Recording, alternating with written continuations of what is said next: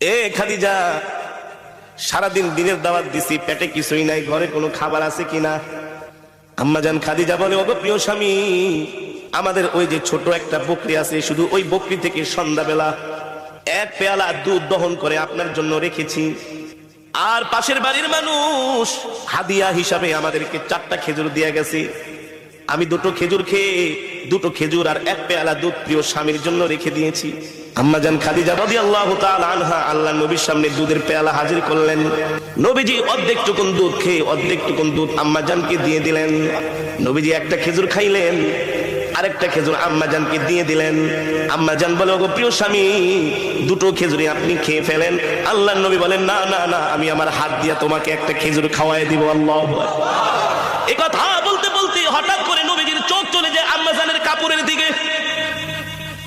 আম্মাজান যে কাপড় পরেছেন, ওই কাপড়ের মধ্যে এত তালি, এত তালি, এত তালি, এখন আর মনে হয় কাপড় ছিঁড়ে গেলে তালি দেওয়ার মতো জায়গা থাকবে না। আম্মাজানের মুখের দিকে তাকায় বলে, খাদিজা, এ খাদিজা, 40 মণ স্বর্ণ নিয়ে আমাকে বিবাহ করলা, কতটা মাস হয়ে গেল, ঠিক মতো কোনোদিন ঘরের বাজারও করি না, বাজার সদাইও আনতে পারি না, না খায়া থাকো। আজকে দেখলাম তোমার কাপড়ের মধ্যে এতগুলো শিলি। ও খাদিজা, একবারও বাজারের জন্য বললা না, কোনোদিন বললা না বাজারে যাচ্ছেন, বাহিরে যাচ্ছেন, কিছু খাবার নিয়ে আসেন, এই কথাও বললো না। আমার কাপড় ছিঁড়া গেছে, একটা কাপড় পর্যন্ত নিয়ে আসেন। খাদিজা রে,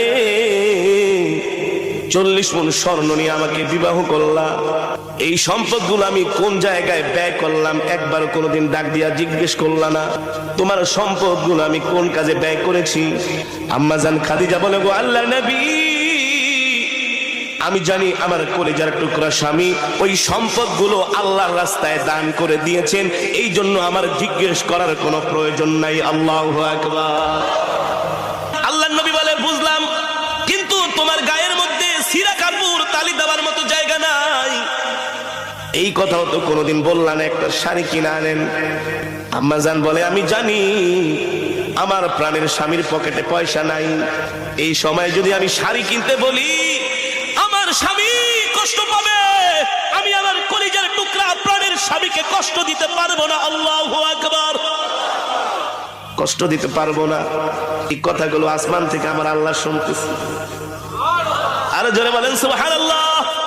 কে শুনতেছে?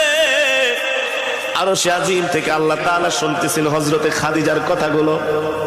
আম্মাজান খাদিজা বলে, গো আল্লাহর নবী, আপনার কাছে আমি 3টা জিনিস চাইবো, আপনি দিবেন কি দিবেন না বলেন?